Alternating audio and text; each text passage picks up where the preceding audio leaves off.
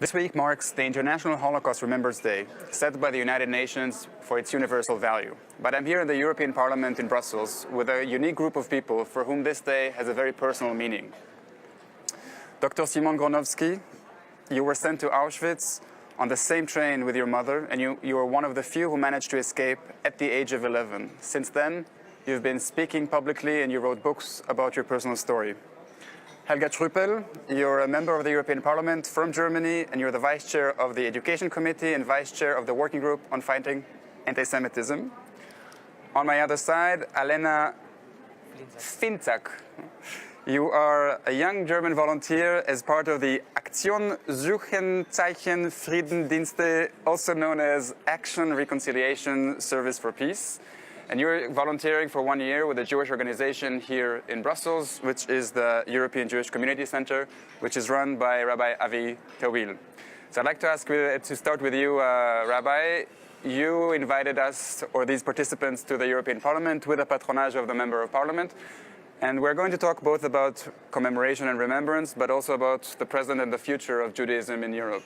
So I'm wondering, why did you pick these people, and what do we have in common that you wanted to have this debate with us here today? Thank you, Dan. And first of all, Madam Trüpel, thank you for hosting us here in the European Parliament. It's a pleasure. Here this week, we are commemorating the Holocaust. But I think today it's not just about remembering the past. Simon is a great inspiration for all of us. He's a person that, despite all the things he went through, he saw the darkest phase of humanity. He has so much hope, and he preaches love towards others. So I think he's a person, he has to be always in the center of our society.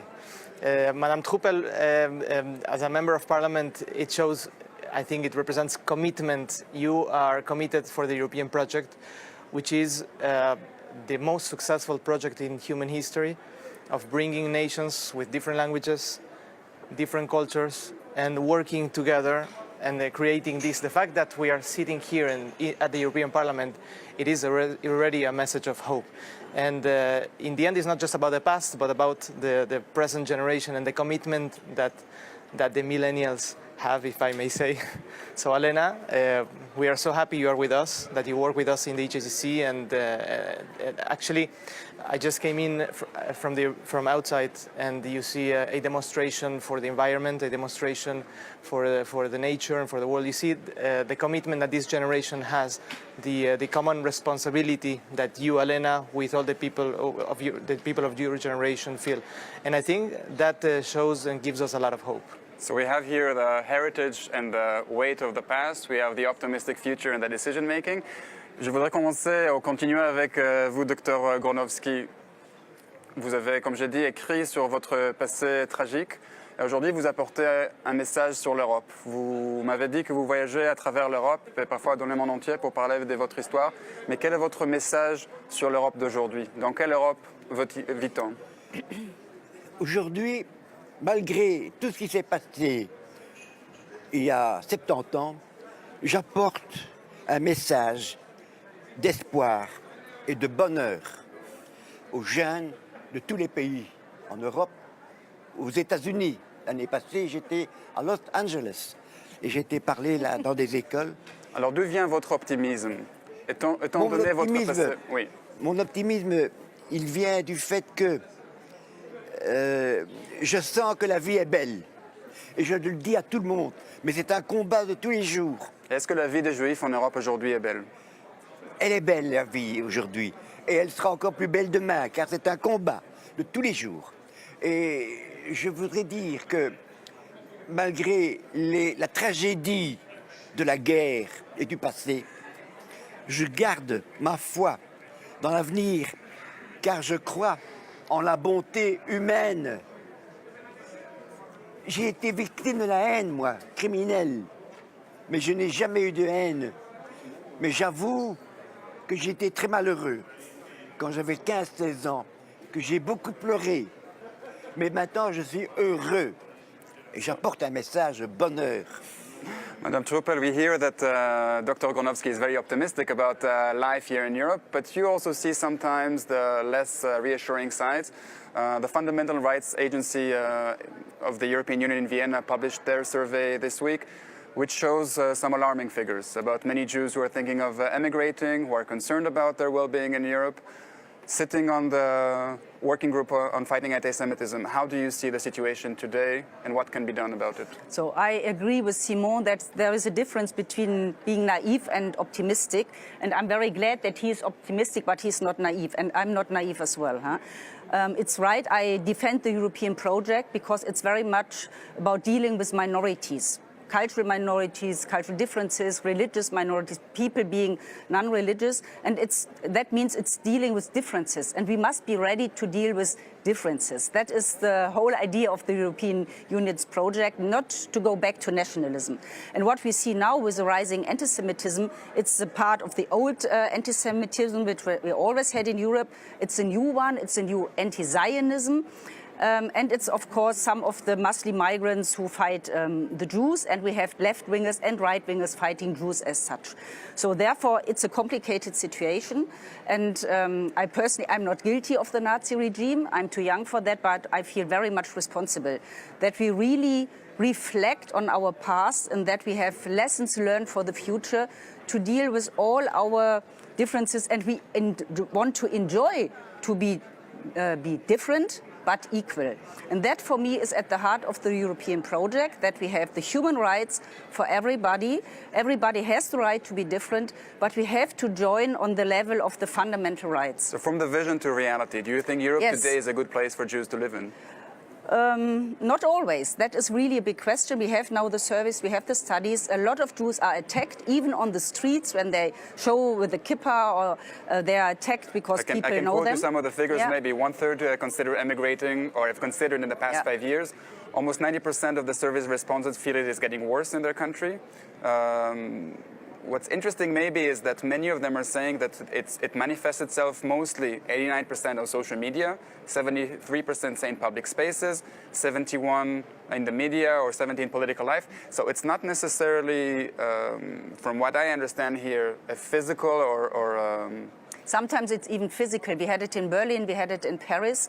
But of course, it's a question of the political and societal debate, and the so-called social media, which they are more or less unsocial when people are harassed and attacked like this because they are Jews.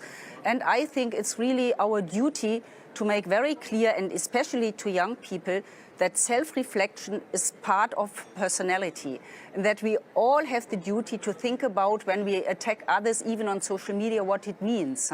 And therefore, I think we have to come back to our common values, that everybody has the right to be different, to wear a kippah, to wear even a headscarf, to be irreligious, to be homosexual, to be hetero. All that belongs to our life, and that for me is the main message, that we have to find intolerance and people who want to go back to nationalism, because that in the very end means war. And I don't want to have war anymore. And with this big question about optimism, Alena, I'm sure you're optimistic if you chose to come to Brussels, or maybe not, correct me, to work in a Jewish organization. What drove this decision for you at the beginning of your professional life to come, to leave your life in Germany, to come to Belgium? I don't know how if you found Rabbi Tawil in his organization and you found yourself here for 1 year volunteering for a Jewish cause. Yeah, when I was younger, I got early in contact with the German history, and especially the Holocaust and the Second World War in general. And I think it has a really huge impact on me because, first of all, I'm part of the generation who still knows parts of the family personally, like living in, who were alive during the Second World War. And also because I think it's just, you can't understand it, like it's so crazy. And also I grew up in Europe, like in the European Union, in peace. And I also think, I never want to take this for granted, and so I decided to go to a Jewish organization. And also because I think when you deal, for example, in school with Judaism or anything, you always deal with it in the context of Holocaust. And I was really curious to learn about like Jewish culture, about Jewish traditions, about Jewish life nowadays. and I'm really happy that I can experience it. So how long this have you year. been here now on this program? For a month. What was about. the biggest thing you've learned about Jewish life that you didn't know before? I'm All sure you the had Jewish- prejudices as well. Yeah, all the Jewish holidays. For example, What's your Hanukkah, favorite I really Jewish love. holiday? Hanukkah, I think. Yeah. It's not fair, you haven't been here for the full year yet. Yeah, So we have that's to ask true. you that question again at the Yeah, end of the year. that's true. Okay, Avi, I will go back to you. Your wonderful wife and I have had different conversations in the past, and she has told me some scary stories about the way she has encountered anti-Semitism, including your children, in a way that does become violent sometimes.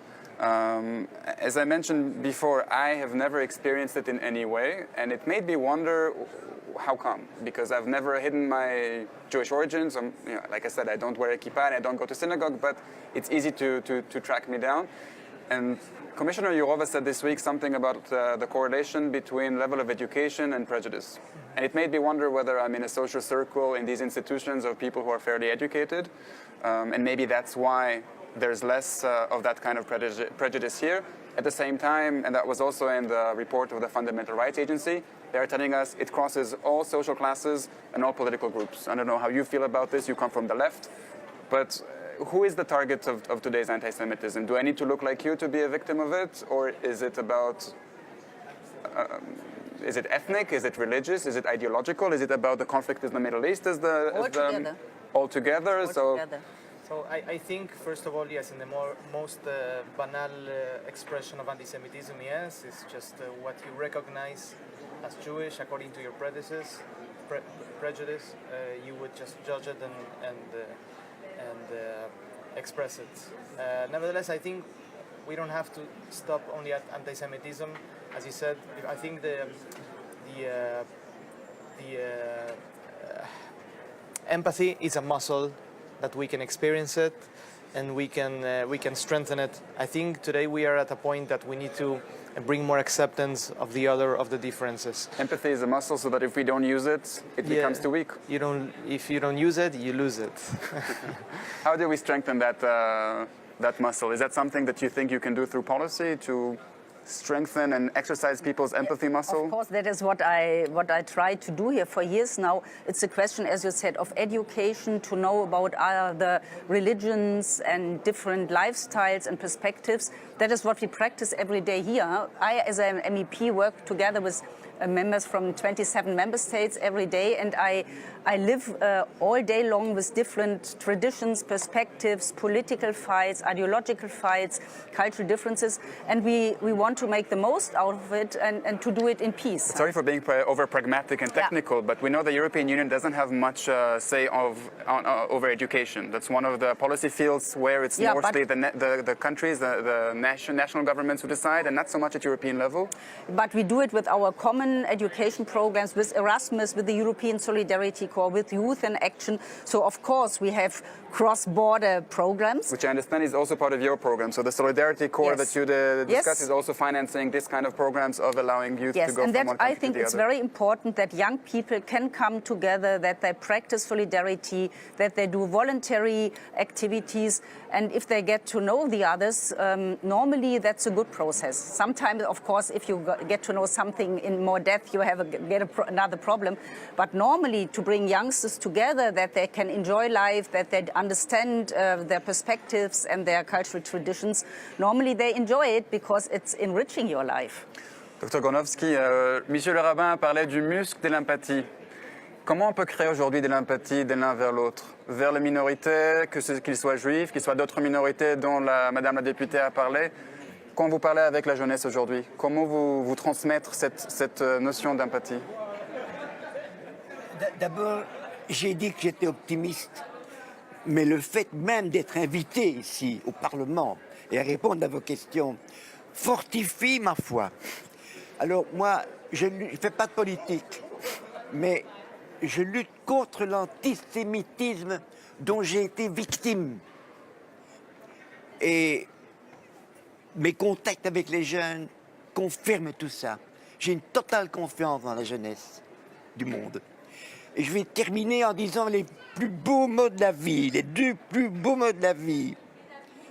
Le premier mot, c'est le respect entre tous les hommes. C'est l'amitié entre tous les hommes. Et le deuxième mot, c'est la paix. Alors je dis simplement Madame le député, vive la paix et l'amitié entre les hommes.